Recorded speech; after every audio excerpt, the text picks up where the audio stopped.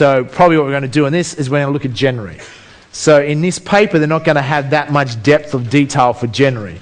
Normally you do it this strategy at the beginning of the month or just before the month starts, okay, for the month ahead. It's too really late for December. So if we're going to rent out shares, we're going to do this for, say, January, okay? So at the top of the page, you'll see on your newspaper, it'll have call options. You see that? Does everyone see where it says call options? Another word for call options is, so let's just write down some words. Call options, that's basically your rental price. So call options means your rental price. So you want to know how to look up how much rent you can get for shares? That's how you do it. You look for the call option section. And you'll see the third line over, a little bit down, it says what options? It says put options.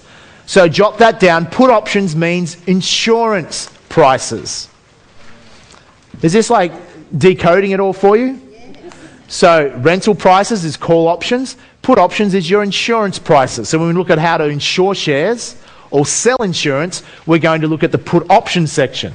Right now we want to rent out shares, so we want to look up how much rent will we get. So we're going to look at call options as rental prices. Making sense? So the technical word for this strategy, as most of you be aware, is called writing a covered call. So when you're renting shares, jot that down. You are writing a covered call. Writing a covered call. Covered means you own the stock. Therefore, the call, the rent that you're renting out for, is for an asset you own. It's like when you rent out your property, investment property, you own the investment property and you're renting it out, so the rent you're getting is covered by the property you own. In this case, you're renting out the share. It's covered because you own the share already. Okay, that's all that means. Covered calls. Call being the rental price. So share renting is writing a covered call. Writing means, in this case, selling the rent. If you own an investment property, you're writing the rent. And as you are selling the rent, you're the writer. You're the seller of the rent. When you sell something, you get the money paid to you when the transaction goes through. So if you're selling the rent on these shares, the rent gets paid to you because you own the shares. You own the investment property, you get the rent. You own the shares, you get the rent. Making sense? That's writing a covered call, that's all it means. So if you're not really sure, it just means renting shares. See, the challenges with learning is that if once you hear two or more words that you don't understand, your mind will go into a trance. If I said to you before, we're going to write some covered calls and we're going to buy some put options and then we're going to sell some put options, we're going to make sure it's below the strike price in case we get exercised, most of you would be like, whoa, you'd be in a trance after the second word. Because our mind works by knowing one thing and relating something new to what we know. True? Like, Tatonga, Tatonga. Tatonga, Tatonga. What am I talking about? Tatonga, Tatonga. Buffalo. Remember? You watch that movie? Some of you going, what the hell is he doing? Kevin Costner in that movie, remember? Trying to explain to Indians different language. And they go, oh, they figure it out. Buffalo, buffalo. Okay? So once you know, we learn by comparing one thing to another. It's on DVD. So we learn one thing. So if I say share renting, your mind goes, oh, didn't know you could rent out shares. Because you understand renting out property. You understand that. Share renting makes sense. So that way, language, by decoding it, means you can pick it up pretty quickly. Okay? Where without decoding it, if you go to a lot of seminars on these sort of topics, they're so friggin' boring, and everyone's in a trance, hardly anyone follows through on it. Because their mind just shuts down at the beginning of the seminar, and they're like, equals pain, this is too painful, I might as well go back doing my job, at least I know how to do that, and they just shut down. That's how people's mind works. True? So why I've been able to help so many people accelerate at learning is not only I'm teaching you rapidly, but I'm helping you understand it, so when you understand something, you're more likely to act on it. Otherwise, you're in a state of confusion and like nothing happens until you go through that. Now, some of you are going, I know exactly what that means. I'm in a state of confusion now. That's okay. Okay, that's part of the learning process. Breaking through that confusion, like breaking through the borders on the other side, is a learning and an understanding. So going through this exercise now is going to help you break through that confusion. But if you don't break through it, your buddy will help you. Okay? Other than that, you can watch the DVDs over and over again until you get it. I guarantee you see this 5 or 6 times, you'll get sick of seeing me. And then you go, I better get it this time because I have to watch Jamie McIntyre one more night. So, that's what it is. Pretty simple. So we're going to look up the rental prices of our shares. So we can rent out, not every share you can rent out, only some. We're doing this on the ASX. George tomorrow will teach you about the US market if you want to go and speed it up. So, in the Australian market, we have to have 1,000 shares minimum to be able to rent out. 1,000 shares equals 1 contract. Okay? That's another word to know. 1,000 shares equals 1 contract. When you're talking to brokers, you'll be talking in contracts in the Australian market. So what we can do is I'm going to look up an example. Let's look at BHP as an example. I'll just run through an example for you. Then I'm going to tell you to go on quickly with your buddy, pick out some shares to rent out, and we'll go from there. So if we look at BHP last sale price was what? 41.34. So we need to know that. So let's say that's the price you had bought the shares at. Then you would come down the column in December, and what you'll find is there's a couple of different columns there. If you look at the top of the page, it'll say fair value and last sale. We're going to go off the last sale column. That's the last sale that was last rental price that was traded.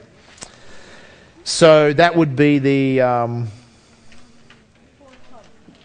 it's the third column over. Is that true? Or well, it's fourth really if you count the dates. So there's a fourth column over is the last sale price. So if you go down through December, so what you're going to look at, when you rent out your shares, generally, you're going to rent them out below the price you buy them at or above. Generally, you're going to do it above. Okay? Why? Because whatever price you rent them at, it's the price it's going to get sold at. So you want it to be sold above. So if it's 41.34, you're going to look above that. So you go down the column in December, you have 32, 37, $40.50, 41, 41.50. So you see December 41.50, that's above the current price. How much rent in the last sale price column would you get at $41.50? 88 cents for December. So that means you would get 88 cents in rent. If you own 1,000 shares, how much is that? $880. So 1,000 shares, 88 cents is $880. 10,000 shares, how much is that? 8,800. Now that is a very low figure. Why? Compared to normal, because there's only a couple of weeks left in the month for December, because Christmas is coming up. So it's a short month. Generally, it would be much higher than that. Okay? So we may not do it for December. Let's check out January what we can get. So let's look on BHP. So you just come down the column further, past December, and come to January. So try and look for above 41.34. You'll come to January, $42. How much rent will you get if you rent them out $42 in January? $1.44 in rent. So let's work out how much money you'll make. $1.44 on 1,000 shares is how much? $1,440 on 10,000 shares is $14,400 for that period of time. In that case, it's a bit over a month. It's for now, or from now to the end of January, the last Thursday in January. Let me ask you a question. Is $14,400 a good thing, yes or no? Yes. Is even $1,440 a good thing, yes or no? Yes. So a lot of people, here's the reality, a lot of people in Australia have owned shares for years, And because they never ever come to my seminar, they didn't even know you could rent out shares. And when they come and meet me, they go, Jamie, where were you 20 years ago? I say, I was farming Swede turnips. I didn't know either. So they could have been generating a lot of income. They could have retired in a lot of cases a long time ago. This strategy helps a lot of people supplement their income rather quickly. So when we talk about within 90 to 180 days, people from this seminar can replace their income, beforehand people think, oh, that's a load of baloney. But the reality is if you have some equity, that becomes very realistic.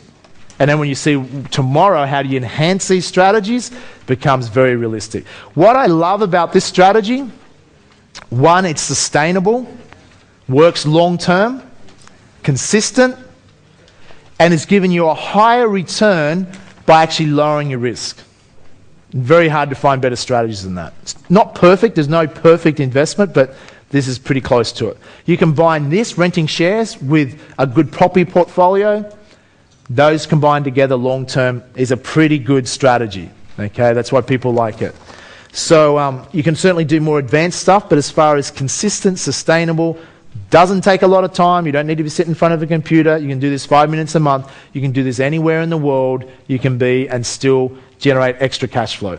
It's pretty much like owning a business that you can buy, BHP. You say, would you want to own a slice of BHP if that's the one you wanted to rent out? You say, is it making money? Yes or no? BHP, if you're not sure, is making money. Okay? Do you understand how it makes its money? Yes or no? Pretty much. Okay? Sells things to China. Okay? 3, is it undervalued? Now that's where that comes in as a judgment call. That's going to be different. That's an opinion if it's undervalued. So then you'd have to go and do your research and make your own judgment. Is it undervalued? I don't follow BHP that much to really make a judgment off the top of my head, but I'd just quickly do some fundamentals. What I would do, first thing I'd do is go and find out what's it been trading at for the last 6, 12, 18, 24 months. That'd tell me straight away what it's been trading at. Okay? I would then look at what their profit projections are, etc. Short and long term, what they've got going. I would see what the sentiment is around the share. Is its share below what it normally would be because it's got this sentiment that's driving it down? That would start to give me an indication straight away. Is it overvalued, undervalued, etc. Long term, I would be guessing it's probably going to be a good deal. Long term because the growth, etc. But there might be, so I don't know. So that's the things that you'd be looking for. If it's looking at doing a deal with Rio, etc. Once again, that's some significant things that can affect the share price. So you do a bit of research around that. So how's the share price factored in? Is it being driven up because the likelihood of that occurring, or is it being driven down because it's not likely to go through? Those things affect it. So that once you have that sort of knowledge, you can then make a judgment call. Is it undervalued? And then you can say, okay, I'm happy to take the risk in owning BHP. You can own it. And then you can rent it out and generate extra income. And this is where channeling now comes in. Because you have another choice. You can go, it's 41.34, but you could be thinking, this has been, let's say it's been trading from 38 to 45, up and down, and been channeling 38 to 45 as an example. You could go, it's 41.34, it's probably going to go up to 45 in the next 4 to 8 weeks. Therefore, I'm not going to rent it out now, I'm just going to wait. Because if it goes up to a couple of dollars, I'm going to sell it then. So now what you're weighing up, if I can make a couple of dollars in capital gains, and that's better than my rent, I might just keep it and not rent it just yet. See if it goes up, either sell it or make a different decision then. Make a couple of dollars and it might drop back down. If it's channeling, wait to then say I'm going to buy it when it's a bit cheaper, and then I'm going to rent it out. Who's following what I'm saying here? That's where by teaching those other strategies, how you'll get a feel for those sort of things, but don't complicate yourself too much just yet. Just get the hang of renting.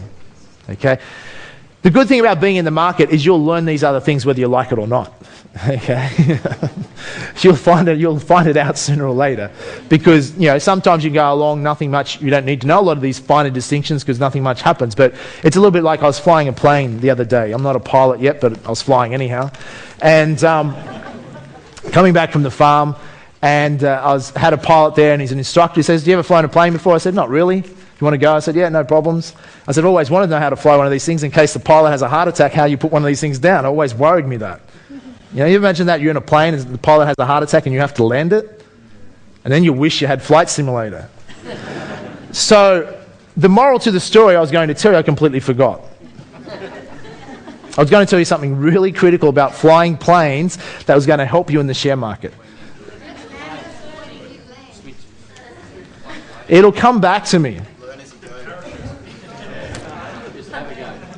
Here's the point. I said, how long does it take to fly one of these things? He said, you know, within 12, 14 hours, people can be learning how to land. And, you know, some people take 60 hours before they're allowed to go solo. Some people, they never let go solo. And he said, ironically, it's not as hard as most people think. Obviously, there's key things. He said the biggest part of training for a pilot is training you in case something goes wrong. That's what most of the training's for. It's when something goes wrong, that's when you need. And he said, like it's a single engine. He said, for instance, if our engine, the biggest cause of accidents is engine failure on small planes. If our engine failed, we have to land it somewhere. I'd have to find a paddock or something to land in. I said, well, what about all that mountain region we just flew over where there is no paddocks? He said, well, then we're pretty much screwed. So thanks, no problem. So the point is so it's like this, there's finer distinctions in the stock market is there to protect you when something goes wrong. It's just knowing that. But you've got to be in the game to win it. Okay? So we have renting. Has everyone got an idea now? You rent that out. So what happens at the end of January? You will check in. So if you did this trade right now, you can follow this trade. You've wrote that down. Let's pretend you have now done that trade. And follow this and see at the end of January when that contract expires, the last Thursday of January, and see what would have happened.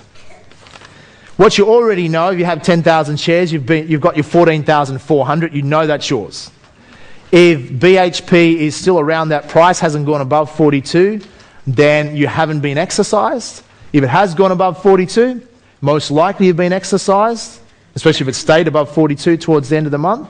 You've definitely been exercised, and that means if you've been exercised at $42, you would have made how much more per share?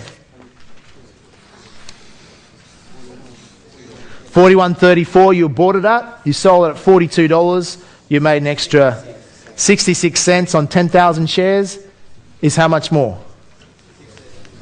$6,600 less your brokerage. Make sense? So that's what would have happened. If the share price is, say, at $41 end of January, then you'd work out how much you would have made. You've made $1.44 in rent, but it's at $41 for a bookkeeping entry. You would deduct technically you deduct 34 cents off because you bought it $41.34. It's now at 41. So you've lost 34 cents on paper, but you made $1.44. Making sense? So really you're still ahead $1.10 or whatever. Yeah, and you still own the shares. So then you can rent it out again if you want. Or you go, here's the question you ask. Jot this down. What is the next most likely thing to happen? That's how you ask your questions. You're trying to keep this very logical. So at the end of the month, it's $41. You say, what is the most likely thing to happen? Because you don't decide whether you're going to rent it out for February, or you're going to keep it and get the capital growth, or you're going to bail out of this stock because something's happened in China and looks like the commodities boom is over and you want to get the hell out of there. Making sense? So all these things, you make these decisions. And then you go, okay, no, I think it's pretty stable, I'm going to rent it out. Then you're going to decide, do you rent it out just above the money, or you might go, here's what the other thing you can do. You think it might go up a bit, you can get some capital growth and rent. So instead of renting at 42 in January, you could have rented at 43. Is that true? So if you rented at 43 in January, how much would you made in rent? $1.01? Last sale price? So not as much as at $42. But, so you make $1.01 in rent, but if the share price had went to $43 and you got exercise, how much would you made in capital growth? We got exercise at $43, $1.66, because you bought it at $41.34, you get exercise at $43, you've made $1.66 in capital growth, plus $1 in rent, you made $2.67. Overall, in that case, you've actually made more money. Do you realise that? So sometimes it's up to you where you rent them at. You can rent them just above the money or a little bit more out of it. The further you go above the money, which I forgot to tell you about what I mean by above the money. So another term you'll hear brokers and everyone in the market that thinks they know everything, has all this language to impress you, is there's at the money. So in this example, what is at the money? At the money is at the price, $41.34. Above the money, when they say above the money, what would be an example of above the money? 42, 43, anything above the money. So at 43, you're renting it out, say at 43, above the money, because it's above the money. In the money. Yep. In the money is pretty simple as well, because it's actually in the money, inside. So $40 would be in the money. $35 would be in the money, etc. Does that make sense now? Who's with me on that? So you'll hear people say, at the money, above the money, in the money. Now you go, ha, I know what it is. Out of the money. Oh, out of the money, sorry. At the money, out of the money, or above the money. Okay? So, making sense? So that's where you're weighing up what price you rent the share out is up to you, but you're basing on, if I get rented further above the money or out of the money, then I'm going to get less rental, but if I get sold, I'm going to get more capital growth. Does that make sense? That's the judgment call you're making. If I rent it really close, just almost at the money, okay, or just above the money, I'm going to get more rent. Why are you going to get more rent? Because it's more likely they're going to be sold. That's why you're going to get more rent. But you're going to get less capital growth. Okay, so that's the things that you're looking at. What's great about this strategy is that you can paper trade it easily. What you've just done now is paper trading. And with a lot of strategies, people generally do better paper trading than in real life, when they're real trading, true? In this strategy, what you do paper trading is the exact same as in real life, because you can do it now. You've done that, you'll check in a January and see exactly what you would have made. And after you do paper trading for a month or two, you'll be like, I wish I'd done it. I wish I'd already started, and then you start doing it. So when you first do it, should you sell your house or line of credit to the hilt, stormify your investments? Or should you take it steady at first? It's like when you get on the push bike, keep your training wheels on, okay? Practice, and as you're practicing and building up your confidence, you're learning the finer distinctions, okay? Come back to some more seminars, keep in touch, okay? Stay in state, away you go, and then before you know it, you become an expert, and everyone around you wants you to teach them how to do it. It's true? And then as you teach other people, you get better at understanding yourself, okay? So here's what I want you to do, because I'm just about out of time before we bring Andrew up here. You have, imagine this, you have $150,000. You can, if you wish, margin loan that up to $300,000 total. So you can margin loan another $150,000, and plus your $150,000, you have a maximum of $300,000 if you want. You don't have to margin loan. And you have to, with your buddy, is pick out what share or shares you'll rent out for the month of December or January. It's up to you which months you rent out. And you have to quickly work out with your $150,000 or up to $300,000 if you margin loan it, what you will buy and how much rent you'll make. Make sense? So you can buy any share you want. It's up to you. You work out what price you rented at and work out how much money you make. Go for it. I'll give you 2 minutes.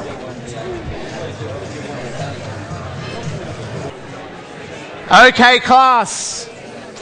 Let's hear some examples of what some people have done, and let's follow their trades. Who wants to share what trade you've done? Just put your hand up nice and high. Let's start right down the back. Let's give it a huge hand right down the back. And let's look at the trade. So what stock, ma'am? Newcrest. Newcrest, yep. What's its last sale price? $37.40. $37.40, yep.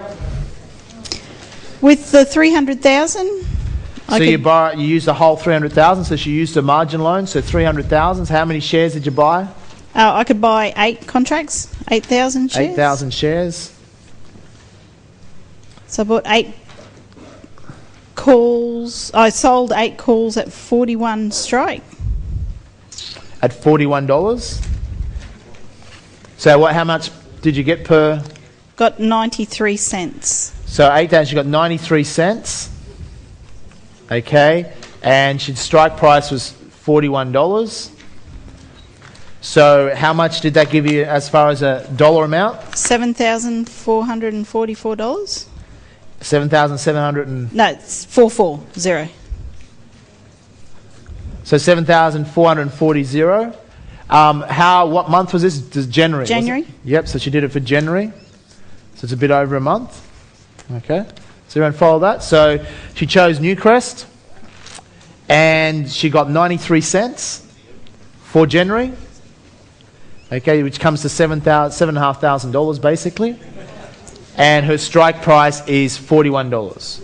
So if the share stays below $41, I keep the 7,440. Correct. If the share goes over 41 or closes above 41 at expiry, then you will be exercised, and how much more will you earn? an extra $3.60. Per share by 8,000. And adding that onto the 7,000 was a total of $36,240. Oh, that's combining them. Yeah, I didn't add up that. So it's about another $20,000 odd combined, about 36,000. 29,000 about. Is that a good trade? Yes or no? Yep. So let me just check the newspaper. Let's audit that. Let's everyone check that it's accurate. Newcrest Mining was last sale price $37.40 January. She's done it at $41 January. 93 cents, correct?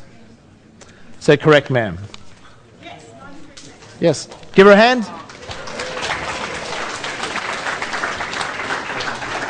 So what she's opted for, admittedly in this newspaper, what you understand, not all the trades are in this newspaper, and because it's December over January stretched out, you'll notice you go a few months in advance, there's hardly any trades on some stocks, and you couldn't really do it. And so generally you'll see some stocks have a lot of trades there, a lot more detail. So there is more detail than this. You just go to the ASX website and to the calls and put option section, and you can enter the stock code in and it'll come up with much more detailed trades. And the ASX is 20 minutes delayed. When you're looking at a newspaper, this was, a few days ago. Okay, probably December 1st was last Thursday or something. So some of them doesn't have enough detailed information to give you all the data that you want.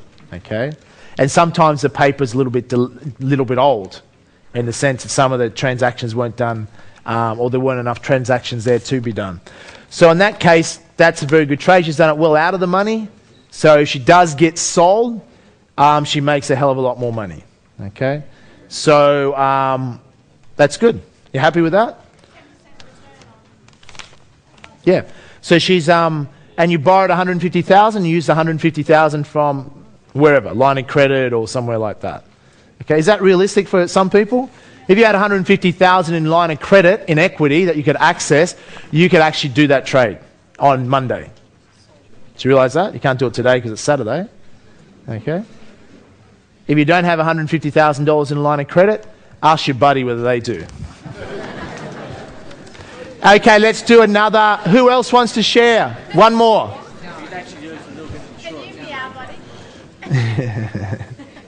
Now, what I haven't covered is insurance. Okay, I'm going to have Baxter go through and cover some insurance as well. But what you could do, because you're using a margin loan, is that you could insure your position. So if you wanted to insure your position, you'd go to the put option section, and that would tell you how much to insure it for. And you can insure it at whatever price.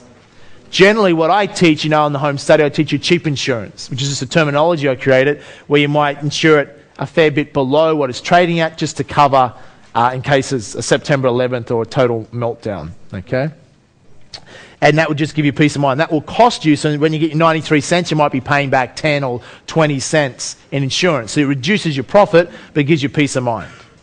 Make sense? So insurance is quite simple. The put option section will tell you what the insurance prices are, and it'll be done through your broker as well. You just look in the put. Well, let's just quickly do it now. If you wanted to insure your share, you would go to Newcrest for put options. Go to Newcrest for put options.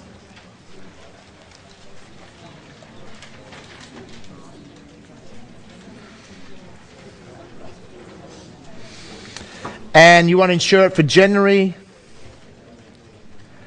And you see there's not a lot of data there, but if we were to insure it for, well, there's pretty much 31, 32. So she could insure her shares at, say, $32. Newcrest, January, $32. How much would she pay? 28 cents. That means that would cost her 28 cents to get insurance at $32. So she's received 93 cents, but when you insure something, you have to pay money to the insurance company. Or in this case, you'd pay it via the broker to someone else who's going to offer the insurance, and she would pay out 28 cents. And she would be insured at $32. Okay? That means she would have protection at $32. She's exposed, the word exposed, she's exposed from 32 to 37.40. She's exposed. It means the share price went into meltdown for whatever reason. Then she could cash her insurance in and sell it at $32. But if the share price dropped down rapidly, what happens? If the share price is coming down, what happens to the value of your insurance? It goes up. Why? As your house is burning down, how valuable does that $2,000 insurance contract now become? House burns down, the insurance goes from $2,000 to $500,000 very rapidly. Okay? Making sense? So you can actually, there's another, I won't go, I don't have time today, but it's on the home study anyhow, where you can get quite tricky with ups and downs of what you can do there. But I'm going to confuse you if I go into that right now. Does that make sense? That's if you wanted to insure it. Andrew will cover that a little bit more. One more quick example. Who else wanted to share? Let's go down the back here. Give him a big hand.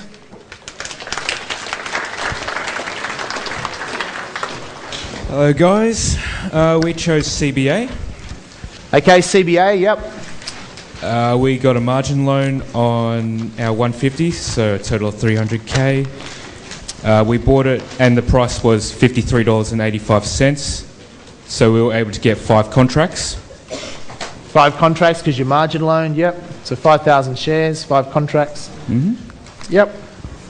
We decided to go for $56. Which was our max, and that was $1. Was that for December or January? That was for January. January, yep. So went January, $56 at $1.32 per share. $1.32 per share. And how much is that in dollar amount? 5,000 shares. $6,600. $6,600. Yep. Okay. If it was to go to 56, we would get $10,000, $10,750. So even